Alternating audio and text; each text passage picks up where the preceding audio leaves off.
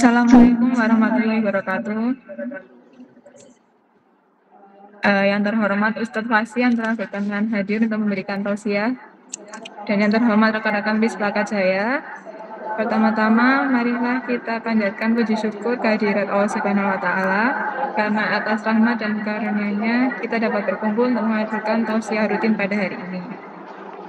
Tema dari tausiah kali ini adalah mengenai kemerdekaan, hakikat kemerdekaan dalam Islam. Mudah-mudahan tausiah yang akan disampaikan pada hari ini akan membawa kebaikan serta kemerdekaan secara Islam untuk diri kita. Baik, untuk yang terhormat Ustadz Fasih, waktu dan tempat kami persilahkan. Terima kasih. Assalamualaikum warahmatullahi wabarakatuh. Bismillahirrahmanirrahim. Alhamdulilladzi arsala rasulahu rahmatan lil alamin wa ayyadahu bisyumusil anwari wal ma'rifati wal yaqin fatadakat wat mahalat bidzalika duja atyanul kafarati wat talihin.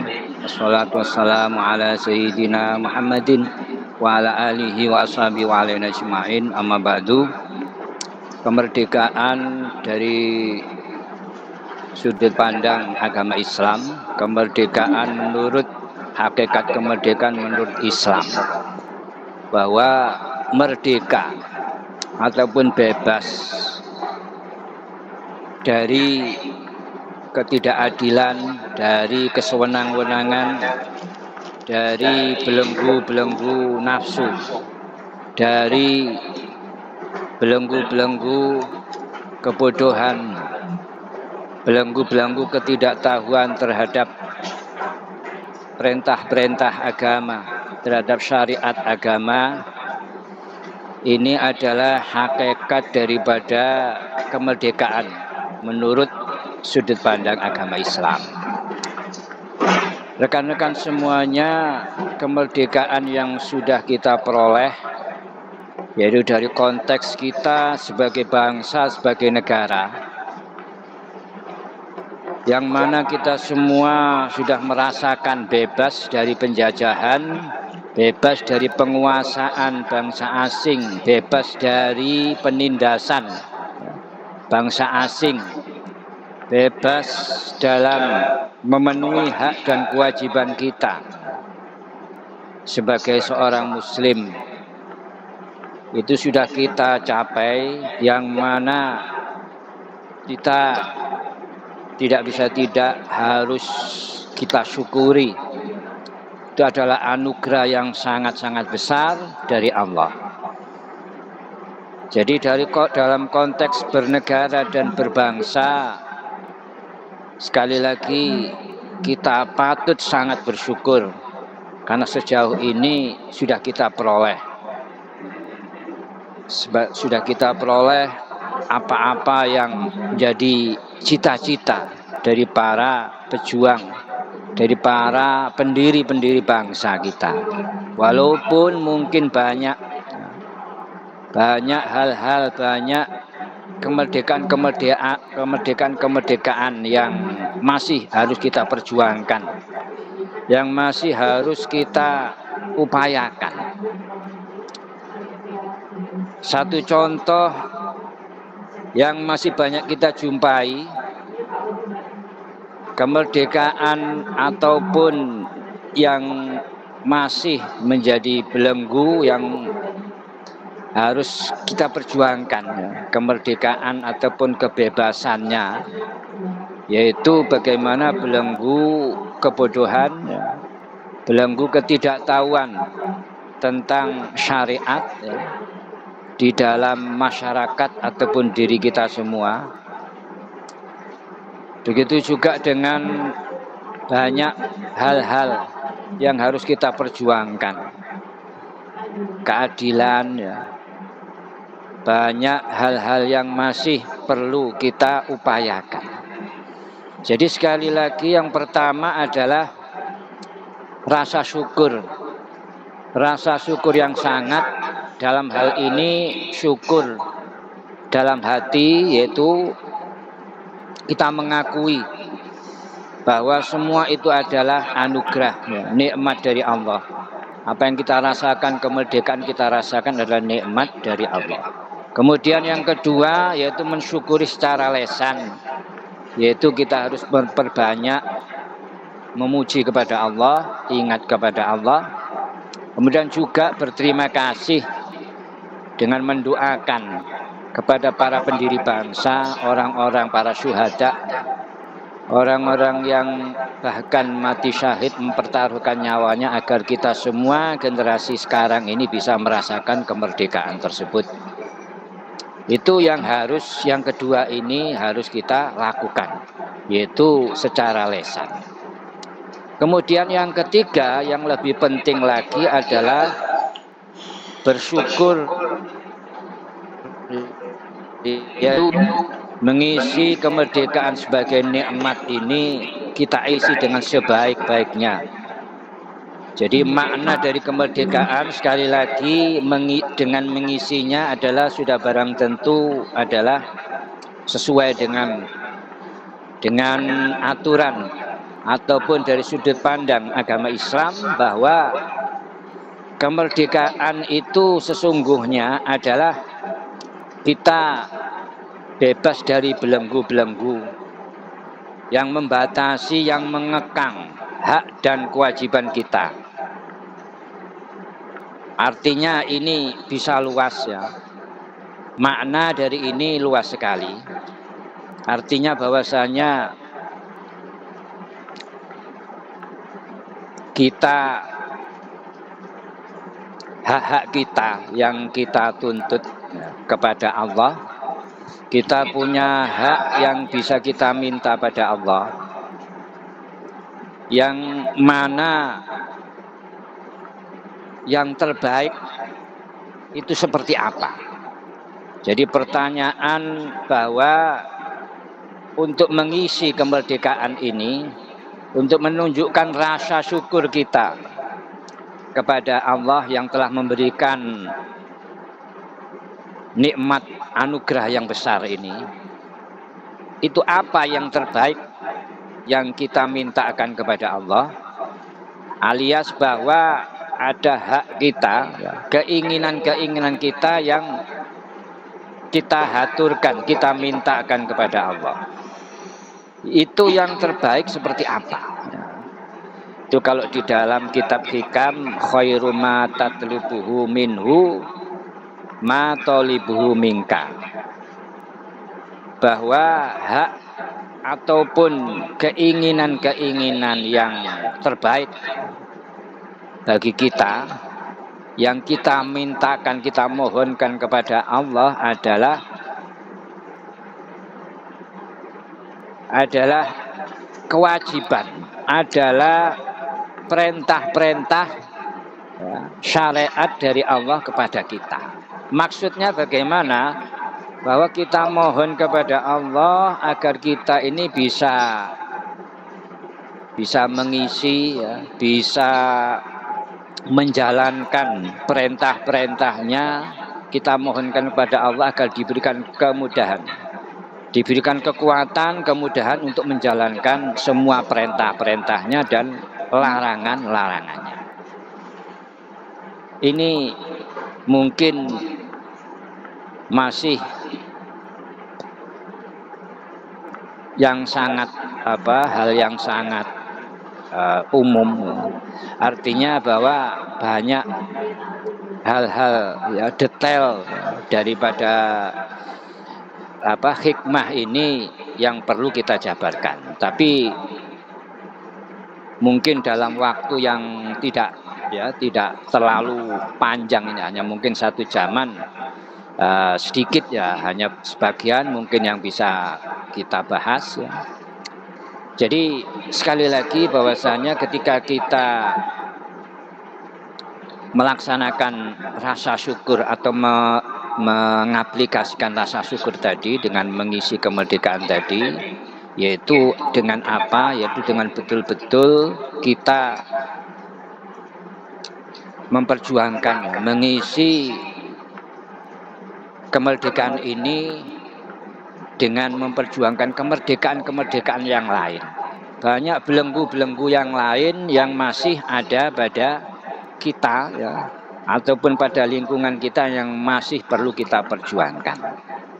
Yang paling utama tadi yang terkait kita singgung tadi dengan bahwa kita itu dituntut oleh syariat, ya. Kita itu harus memenuhi perintah-perintah syariat, yaitu melaksanakan perintah-perintahnya dan menjauhi larangan-larangannya. Maka tidak bisa tidak, sekali lagi, untuk bisa melaksanakan perintahnya, untuk bisa agar perintah ini bisa kita lakukan dengan baik, bisa sah menurut aturannya dan bisa diterima, maka tidak bisa tidak harus kita punya kewajiban juga untuk mempelajarinya.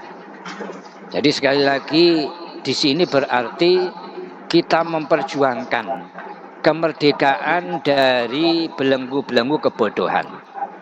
Artinya belenggu-belenggu ketidaktahuan dari banyak hal, ya, tentang ilmu-ilmu syariah, tentang hal-hal terkait dengan agama yang masih harus kita pelajari.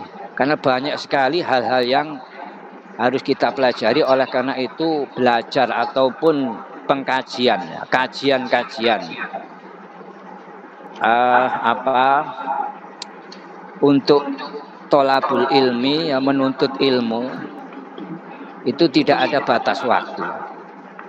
Jadi makanya dikatakan tolabul ilmi minal lahji ilal mahdi,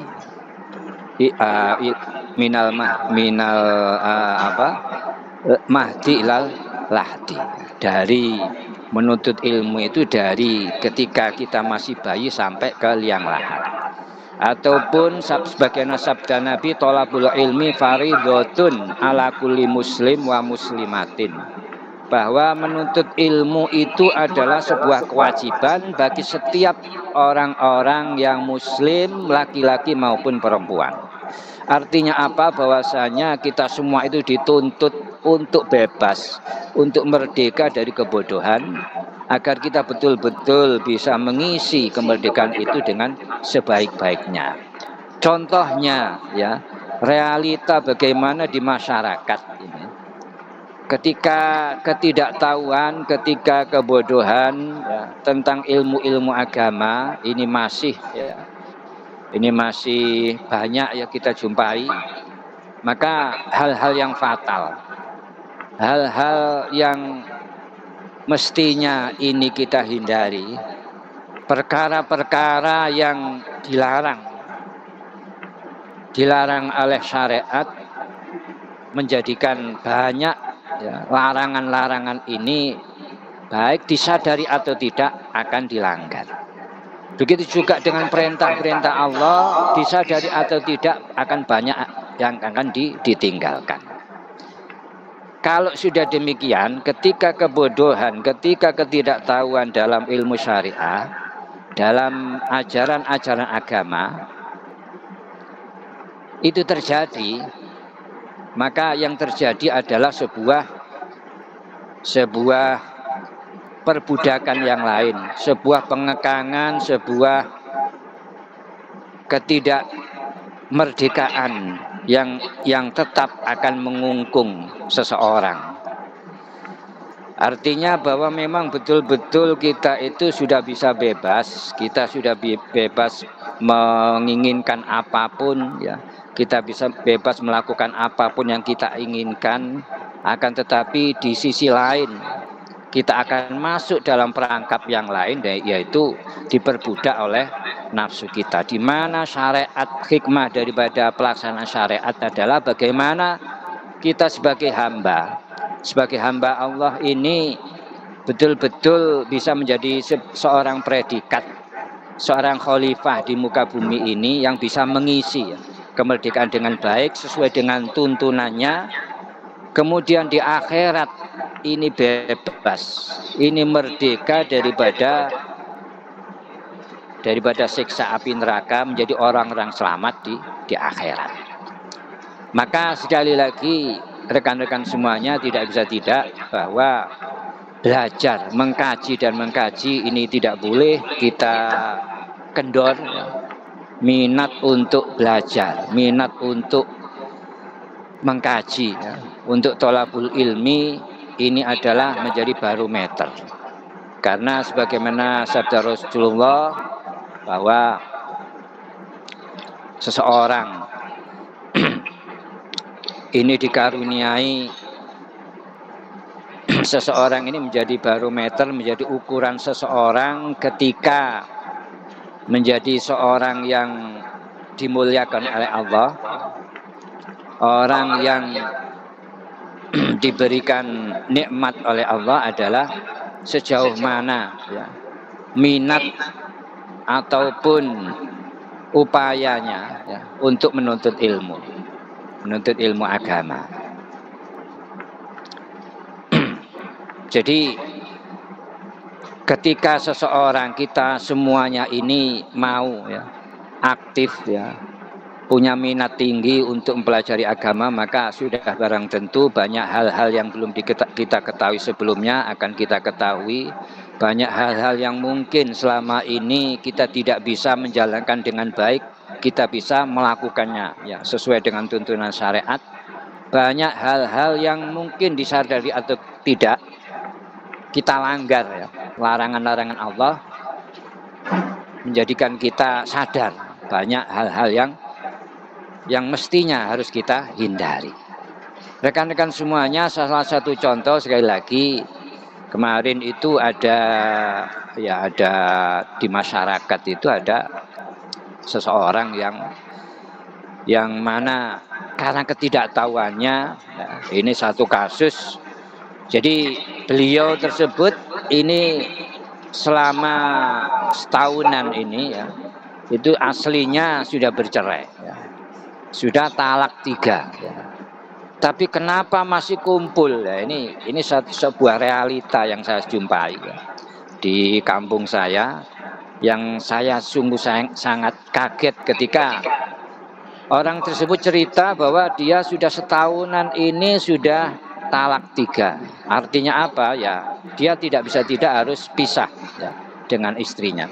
Tapi karena ketidaktahuannya, jadi selama setahun ini masih satu, ya, dalam kontrakan ataupun rumah kosnya, hidup bersama di situ. Akhirnya, ya, kita upayakan untuk memberikan penjelasan bahwa sudah tidak boleh. Tapi orangnya juga masih belum paham, ya. Sampai berapa bulan, akhirnya saya lihat kok masih kumpul. Akhirnya saya tanya, loh, kan tidak boleh, sudah bukan suami istri. Dianya kemudian beralasan karena, ya, kan cuman saja, ya, memang mengakui sudah bukan suami istri, tapi kan cuman hidup serumah saja, tidak sampai ada hubungan suami istri, ya, sampai hal-hal yang pribadi, ya, yang hubungan, ya, hubungan seksual dan sebagainya. Nah, ini jawabannya. Nah, akhirnya saya menyadari bahwa ternyata banyak sekali, ya, saya merasakan bahwa seringkali orang masih belum paham bahwa hal ini adalah, walaupun, ya, tidak sampai terjadi kumpul, ya, perzinahan karena memang sudah bukan suami istri lagi, tapi tetap tidak boleh, tetap ada sesuatu yang haram karena sudah bukan istrinya lagi, sudah tidak ada hubungan lagi, adalah orang lain, maka tidak boleh. Nah, ini saya harus menjelaskan, ya, secara detail sehingga akhirnya orangnya mau. Lah, ternyata seperti ini banyak kita jumpai. Saya tidak hanya sekali saja, beberapa kali menjumpai. Artinya apa? Bahwa ada PR, ada hal-hal yang harus saya perjuangkan, yaitu di dalam, ya, diri kita, di dalam masyarakat ini banyak, ya, belenggu-belenggu kebodohan, ketidakmengertian tentang agama, sehingga sampai terjadi juga ada yang 20 tahun itu kumpul, ya, karena tidak tahu bahwa perkawinannya ini tidak sah. Artinya bahwa terjadi perzinahan sampai sejauh itu, sampai selama itu. Ya, ini kan hal-hal yang fatal. Itu contoh-contohnya. Ataupun juga contoh-contoh kecil yang lain. Beberapa waktu yang lalu juga saya jumpai seorang jamaah ya, puluhan tahun melakukan amal ibadah, tapi satu ketika kita mengadakan sebuah kajian dan di situ ada praktek ibadahnya, ternyata baru ketahuan di antara jamaah tadi ada yang syarat untuk beribadah, yaitu wudhunya itu sama sekali tidak sesuai. Jadi bagaimana membasuh muka ini hanya, mohon maaf, hanya kayak kita kalau habis mandi tadi mengusap mengguyur bagian mata ya, sekitar mata. Nah, itu seperti itu. Padahal sudah puluhan tahun dipraktekkan, puluhan tahun dia ikut jamaah. Artinya apa? Banyak sekali hal-hal di sana sini orang yang masih belum paham. Dan ini adalah bentuk belenggu-belenggu kebodohan yang harus kita perjuangkan. Itu di dalam ibadah, belum lagi di dalam amalia, belum lagi dalam perilaku-perilaku sosial ya, masih banyak kita jumpai di mana-mana.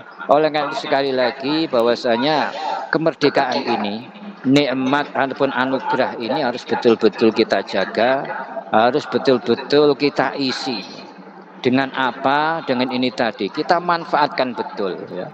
Kita upayakan agar kita semua ini bisa terus menerus ya, dari ke hari bisa banyak ilmu-ilmu yang kita dapat, bisa banyak ketidaktahuan ya, tentang agama yang akhirnya kita bisa kita singkap, banyak ilmu-ilmu baru yang bisa kita jadikan bekal untuk mengisi kemerdekaan ini. Dan sekali lagi bahwa belenggu-belenggu yang terbesar ya, sebetulnya intinya itu di sini, bahwa masyarakat kita semua itu masih banyak belenggu. Yang paling besar yaitu adalah belenggu kebodohan, belenggu ketidaktahuan dalam masalah agama. Rekan-rekan semuanya, bahwa ketika seseorang mengaplikasikan ibadah, yang mana kita semua ini beribadah atau berperilaku ya secara sosial ya, itu semua adalah ada motivasi, yaitu agar bagaimana kita ini bisa benar sehingga mendapatkan punya perilaku yang benar, akhlak yang baik, agar mendapatkan pahala, agar terhindar dari dosa, dari ancaman neraka. Ini adalah motivasi yang umum yang biasa kita jalani, yang biasa kita lakukan dalam beribadah pun berperilaku. Jadi tidak bisa tidak, maka kita harus punya bekal ilmu agama agar bagaimana ibadah kita bisa benar, ibadah kita bisa sah, dan ibadah kita bisa diterima. Kemudian juga perilaku akhlak kita bagaimana agar bisa benar ya, agar tidak dianggap ya, berbuat haram ya, tidak menerjang aturan-aturan syariat ya. Itu semua adalah semua itu harus kita pelajari ya. Harus kita bekali dengan ilmu agama. Begitu juga agar bagaimana pahala-pahala yang kita inginkan, yang kita peroleh ya, dari kita beribadah ya, kita berperilaku, kita berakhlak tersebut, itu juga harus kita pelajari bagaimana agar tidak hilang, agar tidak musnah, agar tidak hangus. Ini ada juga kewajiban kita ya, kita harus ya ini upayakan, harus kita ketahui apa-apa saja yang bisa menghanguskan, yang bisa menghapus amal ibadah kita. Itu juga harus kita pelajari. Jadi ini penting sekali. Jadi hal-hal yang bisa menjadikan ibadah kita ini sia-sia, sebagaimana riya, hal yang menjadikan ibadah kita, hasil jeripaya kita beribadah, hasil jeripaya kita beramal soleh, itu tidak hangus, Sebagaimana kita harus menghindari hasud, sifat hasud, sifat iri, sifat tidak senang terhadap kenikmatan yang diperoleh orang lain, alias senang kalau kesialan itu menimpa orang lain ataupun nikmat itu hilang dari orang lain. Demikian juga dengan sikap ataupun sifat takabur, sifat sombong, itu juga adalah sifat-sifat yang berbahaya, yang harus kita bersihkan, yang harus kita pelajari bagaimana agar semua sifat-sifat tadi ya itu bisa kita redam dan kita hilangkan ataupun kita minimalisir ya. Jadi untuk bisa itu maka tidak bisa tidak harus kita pelajari, harus kita tetap kita upayakan ya untuk mengaji, untuk menuntut ilmu. Karena ini adalah problem ya. Kita itu semua ya di era sekarang ini semakin lama tantangan kita itu juga semakin berat. Alias bahwa sangu ataupun bekal kita ya untuk mengarungi kehidupan di dunia ini juga harus betul-betul cukup. Dengan apa? Dengan tidak bisa tidak maka kita harus banyak mengkaji. Rekan-rekan semuanya, bahwa mungkin dari sekian ya sejauh ini kita melakukan kajian, kita melakukan aktivitas ini yang diharapkan ya.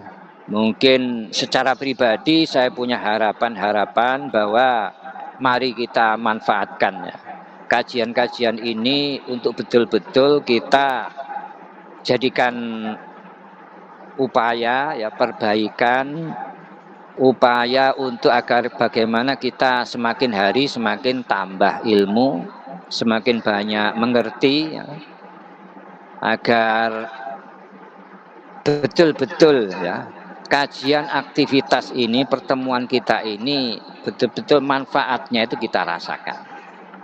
Oleh karena itu saya seringkali setiap pertemuan ini saya minta ya, apakah di dalam pertemuan ini ataupun mungkin bisa di via Jabri ya, via WA pribadi, itu saya minta agar jika ada apa-apa yang mungkin belum paham ya, ada permasalahan, ada sesuatu hal-hal yang belum paham ataupun yang perlu ya ditanyakan ya, saya secara pribadi ini memohon ataupun memotivasi ya rekan-rekan semuanya untuk tidak ragu-ragu ya. Saya siap ya, saya dengan senang hati ya jika ada pertanyaan yang masuk baik di forum ini langsung ataupun melalui WA ya. Karena bagaimanapun waktu kita itu tidak banyak, hanya 1 jaman ya. Saya kira untuk pertanyaan-pertanyaan kadang 1-2 pertanyaan itu kadang 1 jam, setengah jam itu kadang tidak cukup. Jadi untuk bisa, karena apa? Karena ilmu bil bisual. Bahwa untuk memperoleh ilmu itu dengan ditanyakan ya. Jadi keaktifan ya ataupun dalam bentuk saling ya. Saling ada take and give tadi itu lebih efisien ya, lebih manfaatnya itu akan lebih didapat ya, daripada mungkin saya sekedar menyampaikan ya, dan juga saya perlu juga tahu sejauh mana masing-masing dari panjenengan semua ini sampai di mana taraf ya, pemahamannya ya.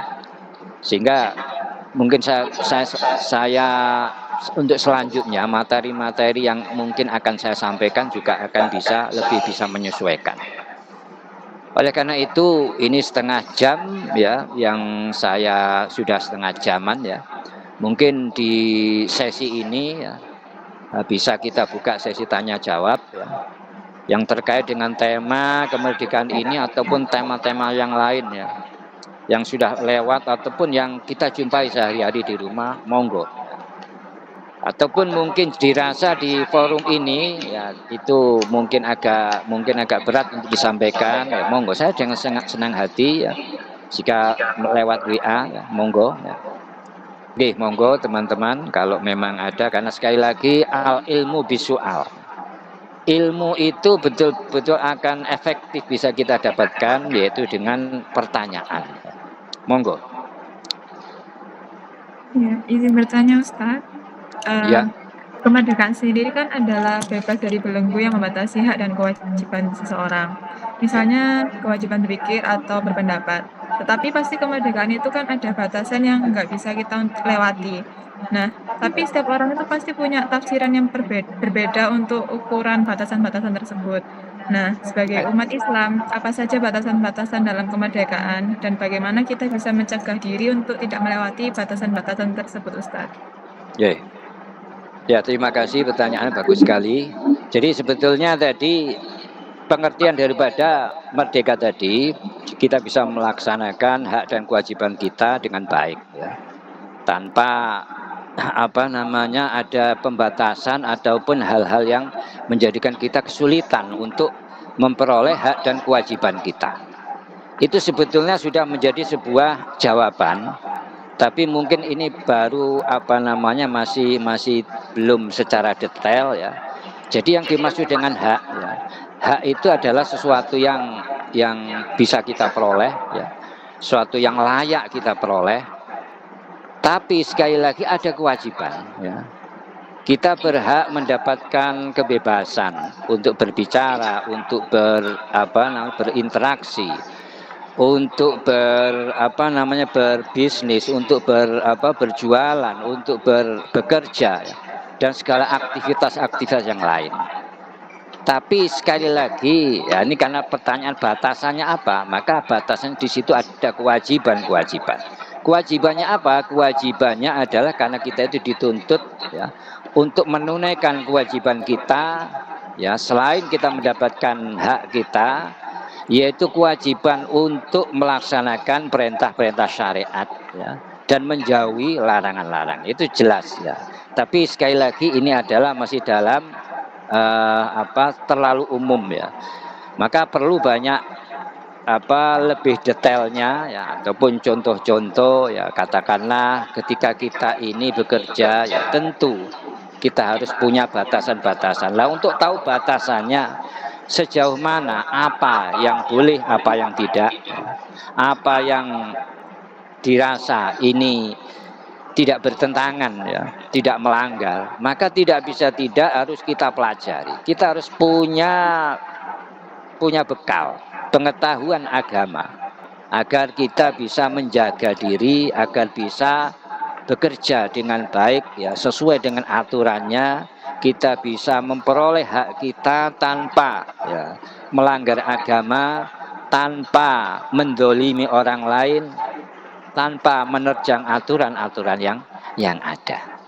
Jadi sekali lagi batasannya tadi itu adalah aturan-aturan agama yang mana harus kita ketahui lebih dahulu, yaitu dengan apa? Dengan belajar, dengan menuntut ilmu. Karena sekali lagi banyak sekali di masyarakat ya, kenyataannya di mana-mana ya, itu mohon maaf kadang-kadang mungkin dari kalangan yang elit pun ya, dari kalangan orang-orang yang termasuk mungkin dalam level tinggi ya, kadang-kadang masyarakat itu masih memandang ada hal-hal ya.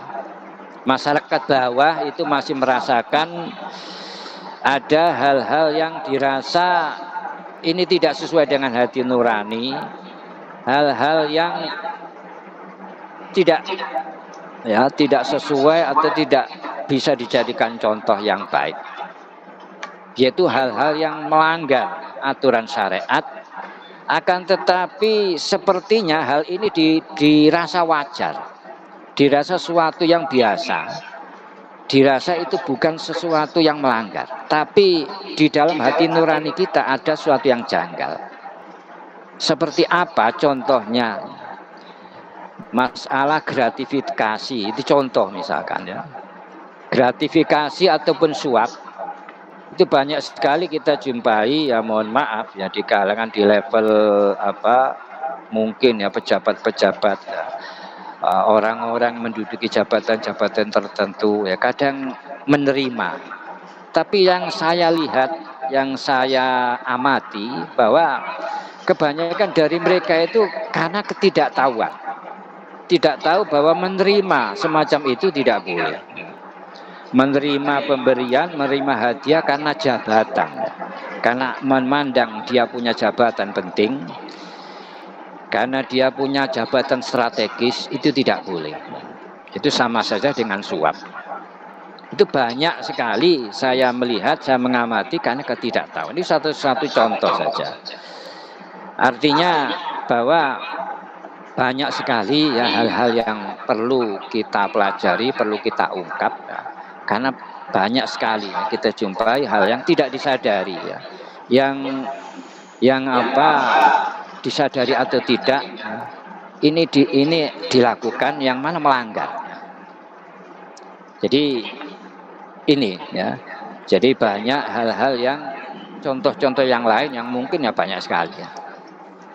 Jadi itu salah satu contoh saja bagaimana penerapan ataupun mungkin banyak hal yang berlaku ya di masyarakat ya, masih banyak ya PR-PR kita di mana menurut aturan syariat itu bertentangan, itu tidak sesuai.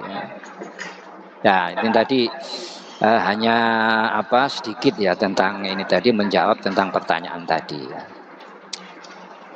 Oke, saya kira itu jawabannya, bahwasanya batasan-batasannya bahwa kita itu punya kewajiban, kita punya aturan-aturan, ya, aturan syariat yang membatasi. Dan sekali lagi untuk bisa tahu maka kita pelajari. Karena apa? Karena ketika kita tidak tahu, maka bagaimana kita bisa menjaga ya dari hal-hal yang bertentangan dengan syariat kalau kita tidak tahu. Oke, saya kira itu. Oke, monggo jika ada pertanyaan yang lain.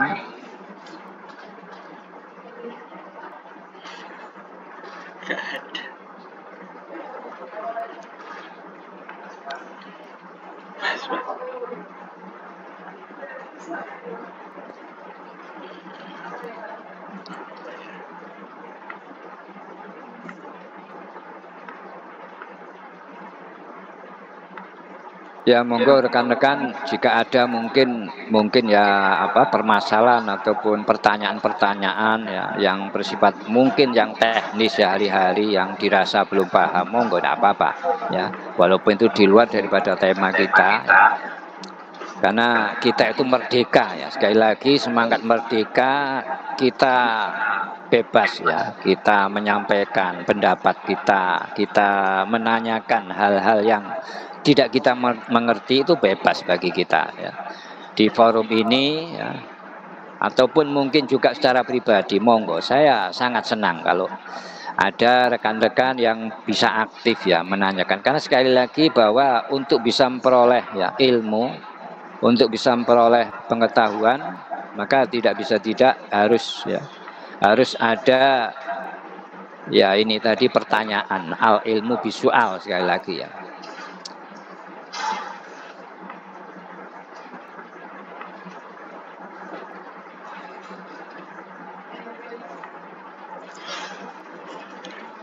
Tidak pertanyaan.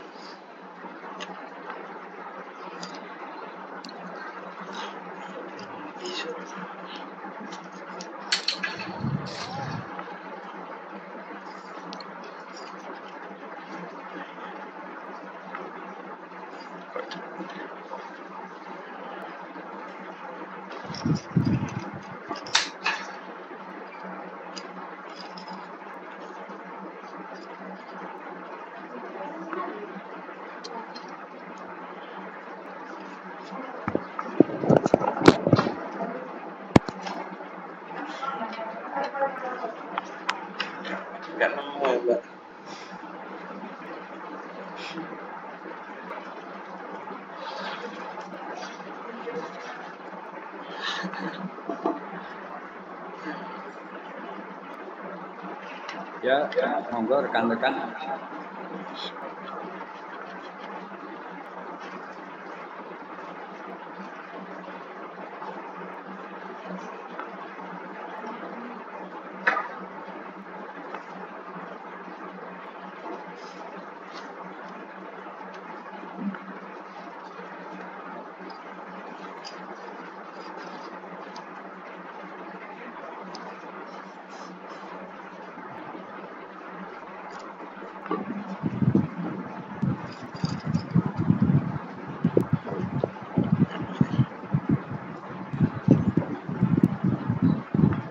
Ya, jadi rekan-rekan semuanya, bahwa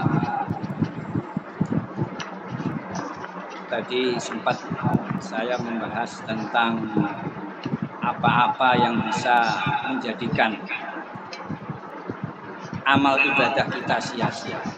Mungkin sambil ini menunggu jika ada pertanyaan. Bahwa di antaranya adalah riya. Jadi riya itu apa? Riya itu adalah beribadah karena ada unsur, ada motivasi, ada beribadah karena selain Allah. Ini adalah riya. Secara bahasa adalah pamer. Tapi bukan pamer dalam pengertian apa, tapi karena memang di dalam kita beribadah dituntut yang namanya ikhlas, hanya karena Allah. Kita mengaji pun demikian, kita melakukan amal ibadah, amal soleh, itu tidak bisa tidak jika kita menginginkan pahala. Jika kita menginginkan ridha Allah, maka tidak bisa tidak yang namanya ikhlas. Yang namanya ikhlas itu harus ada, artinya hanya karena Allah.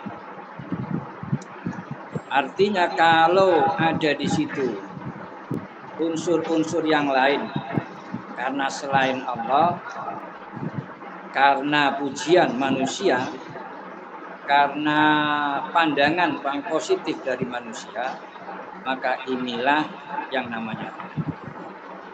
Dan riya ini bahayanya luar biasa. Karena seringkali orang yang riya, orang yang punya sifat riya, menjadikan amal ibadahnya sia-sia. Artinya tidak mendapatkan pahala, hanya capek, hanya perasaannya sudah melakukan banyak amal ibadah, perasaannya sudah melakukan sesuatu yang sudah jauh, tapi aslinya tidak kemana-mana. Kenapa ya? Karena itu tadi amal ibadah tadi tidak dinilai, tidak dicatat, karena kan tidak diterima, tidak berpahala. Ini adalah salah satu yang menjadikan pahala, menjadikan tidak diterimanya amal ibadah jika ada unsur riya. Kalau menurut Imam Al-Ghazali bahwasanya seorang itu melakukan amal ibadah, amal soleh, itu jika diketahui di situ ada unsur selain Allah, ada unsur karena selain Allah, maka minimal paling tidak ganjarannya akan dikurangi. Seberapa besar selain Allahnya tadi? Artinya kalau itu sampai 50%, 50-50, katakanlah saya ngaji ini karena Allah, artinya karena ingin mendapatkan ilmu, atau karena yang lainnya, itu motivasinya 50%, maka berarti ganjaran kita akan habis. Sama halnya juga dengan kita beribadah, kita sholat, itu ada motivasi lain. kita sholat berjamaah misalkan. Ada motivasi lain yang sampai 50%, 50-50 karena Allah, dan karena yang 50% lagi karena agar dipandang positif oleh teman, oleh orang lain. Maka berarti sia-sia. Ini adalah dari sisi Ada lagi yang menjadikan pahala ini hangus, rontok, hilang, padahal itu sudah kita dapat, yaitu hal-hal yang menjadikan setelah kita melakukan ibadah, setelah kita mendapat tertulis pahalanya, maka kita melakukan perbuatan, kita melakukan hal-hal yang menjadikan akhirnya pahala tersebut itu hilang. Jadi ini kerugian besar bagi kita. Jadi sekali lagi bahwa kita itu memang punya motivasi, ya, punya harus benar.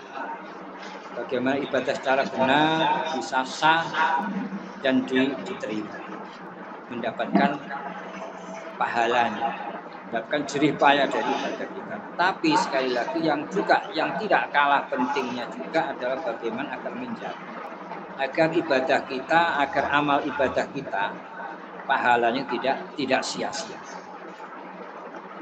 Jadi ada hal-hal sebagaimana contoh adalah hasud. Ini kadang-kadang tidak disadari ketika kita dengan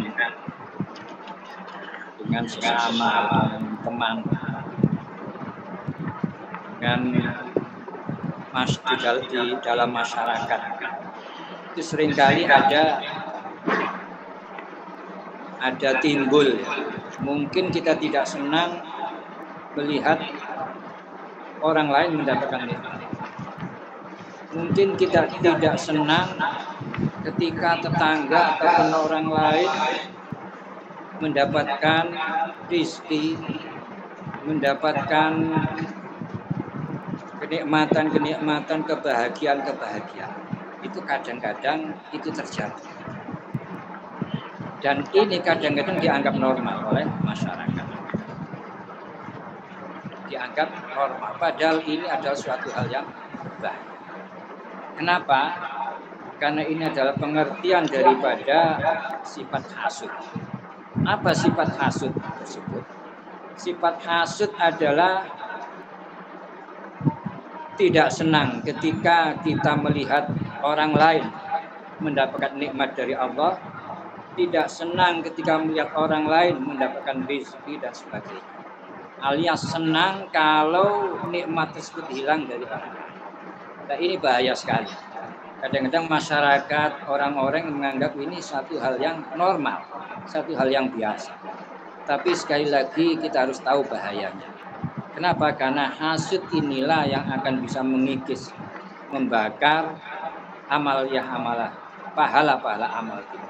Sebagaimana sabda Nabi, al-hasadu ya'kulul hasanat kama ta'kulun nar al-hataba, bahwa hasud ini akan menghabiskan kebaikan, menghabiskan amal-amal kebaikan sebagaimana api yang membakar kayu bakar.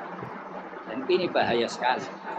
Jadi seakan-akan ini satu hal yang remeh, satu hal yang biasa, satu hal yang dianggap itu normal. Tapi ini bahaya sekali. Ini bahaya sekali. Kenapa? Itu tadi, karena akan bisa menghabiskan amal ibadah kita, menjadikan sia-sianya pahala-pahala kita.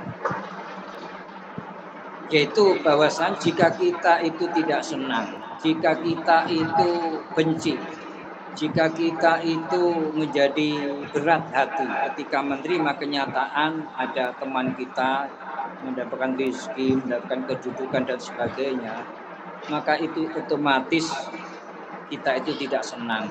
Kita itu menentang ketentuan Allah yang mana memberikan nikmat itu pada orang lain. Sebab kalau kita tentang ketentuan Allah tersebut, maka otomatis sama saja kita menentang Allah, kita menantang murkanya. Termasuk juga malaikat akan melaknat orang yang demikian. Dan inilah juga bersemayam di hati kita, karena hasud ini tadi, maka akan menjadikan kebaikan-kebaikan, amal-amal ibadah yang baik tadi akan hilang. Ibadah ataupun pahala-pahala itu akan bisa lenyap begitu saja. Apalagi ini biasanya dilatar belakangi dengan permusuhan, adanya konflik, adanya sentimen. Itu biasanya itu tidak bisa tidak, itu melekat yang nanti tidak senang jika seteru kita, orang yang kita pernah menyakiti kita, yang menjadi musuh kita itu kita jumpai, kita lihat mendapatkan kesenangan, mendapatkan nikmat, otomatis biasanya kita tidak senang. Kita tidak bisa menerima kenyataan tersebut. Alias kita senang jika orang lain tersebut atau orang yang memusuhi kita, orang yang pernah menyakiti kita tersebut, ini mendapatkan nikmat. Alias lebih senang, artinya senang kalau orang tersebut hilang nikmat, ataupun mendapatkan kesialan. Nah, ini bahaya sekali. Jadi banyaklah yang melatar belakangi di antara permusuhan tadi, ataupun karena merasa dirinya itu orang yang mulia, sehingga timbul ketika ada orang lain yang lebih mulia dari dirinya dianiaya, ataupun orang yang mencari ingin menjadi orang yang beda, orang yang paling, orang yang maka ketika ada orang lain yang menyaingi dirinya, maka akan timbul ini tadi, rasa tidak senang jika sampai ada nikmat yang diperoleh oleh saingan. Dan itu semua jadi riya ataupun hasud ini tadi, antara dua itu bahaya sekali. Terus bagaimana caranya agar kita bisa lepas, agar kita bisa lepas merdeka dari sifat riya dan hasud. Maka tidak bisa tidak, itu melalui bagaimana kita harus mengetahui bahayanya. Di bahaya riya tadi, bahayanya akan menjadikan kita ya istilahnya puas capek. Puas capek kita ibadah tapi sia-sia tidak dapat apa-apa, tidak dapat hasil apa-apa. Maka dan juga bagaimana agar ini terapinya. Jadi kalau kita tahu bahayanya, maka otomatis kita akan sadar, kita akan berusaha untuk menghindarinya. Dan terapinya adalah juga bagaimana bahwa amal ibadah kita bisa beribadah tersebut itu semua itu adalah ibarat pinjaman. Ibarat jadi ngapain, istilahnya kita pakai baju pinjaman misalkan, kalau kita pamer-pamerkan. Ngapain ibadah kita pamer-pamerkan kalau semua orang tahu bahwa itu adalah hanya sekedar pinjaman, ya percuma. Hanya merugikan kita, mungkin dapat nama di dunia, tapi di akhirat tidak dapat. Maka kalau kita sudah tahu bahaya, maka kita bisa menghindari. Kemudian juga hasud demikian, jadi bahaya-bahayanya dan juga terapinya yang paling ampuh adalah kita lawan. Keinginan nafsu kita agar kita ini kepingin nafsu kita itu nikmat yang ada pada orang lain hilang, ataupun nafsu kita itu tidak senang kalau orang lain dapat nikmat, itu kita lawan. Dengan apa? Dengan yang sebaliknya. Kalau kita melihat orang lain dapat nikmat, teman kita dapat nikmat, maka kita berusaha untuk ikut senang, ikut bersyukur, bahkan mendoakan, ataupun berbaik, ataupun kita berbuat baik, kita bersikap baik pada orang tersebut. Ini akan otomatis akan menabrak keinginan daripada nafsu. kita hajar nafsu kita tadi dengan yang berlawanan dengan keinginan nafsu kita tersebut. Jadi setiap teman kita yang padahal nafsu kita aslinya berat, merasakan nikmat, mendapatkan nikmat tersebut, maka kita paksa diri kita untuk ikut senang, untuk bersyukur, bahkan mendoakan, bahkan berbuat baik. Kita hubungan dengan kita semakin kita perbaiki. Nah ini tentu saja ya berat, karena akan tabrakan depan, tapi kita paksa. Maka jika kita lakukan terus-menerus, maka akhirnya nafsu kita, keinginan, sifat hasud ini akan bisa hilang dengan sendiri. Tapi ini sekali lagi rekan-rekan semua, ini adalah berat. Ini ibarat kita itu minum obat atau minum jamu yang sangat pahit. Pahit bagi nafsu kita, bagi diri kita. Tapi itu adalah satu hal yang harus kita lakukan jika kita ingin bebas, merdeka dari belenggu yang namanya hasud. Karena sekali lagi banyak orang menganggap bahwa sifat hasud ini bukan apa-apa, bukan sesuatu yang bahaya, dianggap ini bukan sesuatu yang bertentangan dengan agama, dianggap normal. Karena itu sekali lagi mari kita perbanyak, kita semakin aktif minat untuk belajar, untuk mempelajari ilmu agama, karena sekali lagi banyak hal-hal yang masih membelenggu kita, yang bisa menjadi PR kita untuk agar kita itu senantiasa bisa semakin baik, semakin banyak belenggu yang kita lepas dari diri kita, semakin bisa mengisi, semakin bisa mewujudkan kemerdekaan yang sesungguhnya dari sudut pandang. Saya kira karena waktu yang sudah 10 kali, dan apa yang kita bahas kita sebutkan ini bukan bermanfaat. Dan sekali lagi saya mohon teman-teman, jika mungkin ada pertanyaan tidak bisa disampaikan di sini, saya dengan senang hati menunggu pertanyaan di WA Japri. Dan apa yang kita bahas ini mungkin setelah sama pesan untuk bertanya dan terus untuk meningkatkan pengetahuan tentang agama. Sekali lagi mohon maaf barangkali ada hal-hal yang mungkin kurang berkenan, dan juga mungkin kita tutup dengan bacaan waktunya.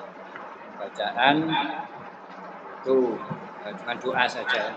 Bismillahirrahmanirrahim. Alhamdulillahirabbil alamin. Wassalatu wassalamu ala sayyidina Muhammad wa ala alihi wasallam. Ma ba'du Allahumma ya karim wa ya dzal karim amin. Fadl alaina wa aqimna jami'an al-afwi wal maghfirah war rahmah was salamah war ridha was sa'adah wal karamah was siyadah wal izzati wal barakah was istiqamah wal majdi was sukul jamil wa khatimati sa'adah wa khatimah aqibah as-sihah wal afiyah zahiran wa batin fi dunya wal akhirah wal fawzi wal falah wan najat fi kulli hal wa bima tasya'u min na'im. Allahumma ya Allah anta dzul azim wa dzul karamil amin wa dzul alaina wa qina jami'an bi hadil nafi'ah wal a'mal salihah maqbulah wal amwal katsiratu nafi'ah wa bi khusuli jami'atul sayyidina wa nabiyina Rabbana atina fid dunya hasanah wa fil akhirati hasanah wa qina adzabannar. Sallallahu alaihi sayyidina Muhammadin wa ala alihi wasallam. Subhana rabbika rabbil izzati amma yasifun wa salamun alal mursalin walhamdulillahi rabbil alamin. Assalamualaikum warahmatullahi wabarakatuh. Waalaikumsalam warahmatullahi wabarakatuh. Terima kasih Ustaz Fasih untuk tausiah hari ini. Semoga apa yang disampaikan oleh Ustaz Fasih ini dapat membawa kita semua menuju kebaikan dan mendapatkan kemerdekaan untuk diri kita sebagai seorang muslim. Juga terima kasih untuk teman-teman Wisplakat karena telah hadir untuk tausiah hari ini. Semoga kita bisa dipertemukan di tausiah selanjutnya. Kurang lebihnya mohon maaf. Wassalamualaikum warahmatullahi wabarakatuh. Assalamualaikum warahmatullahi wabarakatuh. seharusnya. Si paling otentik.